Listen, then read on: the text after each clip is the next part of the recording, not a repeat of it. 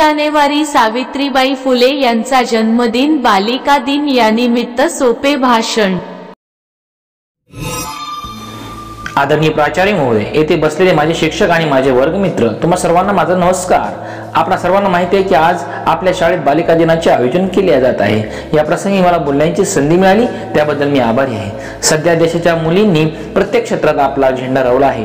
देशाच्या मुली दररोज प्रत्येक क्षेत्रात नवनवीन विक्रम निर्माण करून देशाचा नाव गौरव करत आहेत। अशा परिस्थितीत मुलींना समाजात समान अधिकार मिळावेत आणि त्यांना सन्मानाने जगण्याचा अधिकार मिळावा यासाठी बालिका दिनाचे आयोजन केले जाते। आजही देशात मुलींच्या जन्माबाबत विविध प्रकारच्या सामाजिक समजुती प्रचलित असून त्याचे परिणाम निष्पाप मुलींना भोगावे लागत आहे।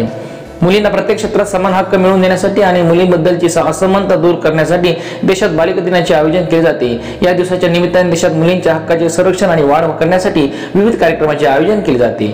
सध्या हे समाजातील विविध घटकांमध्ये मुलींच्या जन्माबाबत विविध प्रकारचे गैरसमज आहेत। अशा परिस्थितीत मुलीला जन्मापूर्वीच अडचणीचा सामना करावा लागतो। लिंगभेद आणि मुलींच्या शिक्षणाबाबतची उदासीनता समाजातील मुलींचे हक्क दडपून टाकते। बालिका दिनाच्या माध्यमातून समाजातील मुलींचे हक्क सुरक्षित व्हावे आणि त्यांना सर्व क्षेत्रात समान अधिकार मिळावेत यासाठी विविध कार्यक्रमांचे आयोजन केले जाते। शिवाय या निमित्ताने मुलींच्या कल्याणासाठी विविध धोरणे व कार्यक्रमही राबविण्यात येतात।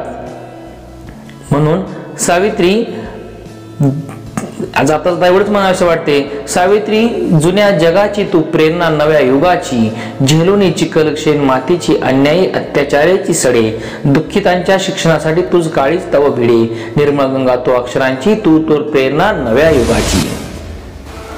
असेच सोपे सोपे शालेय भाषणे असतील, निबंध असतील, शैक्षणिक व्हिडिओ पाहण्यासाठी हे चॅनल सबस्क्राईब करून ठेवायला विसरू नका। धन्यवाद।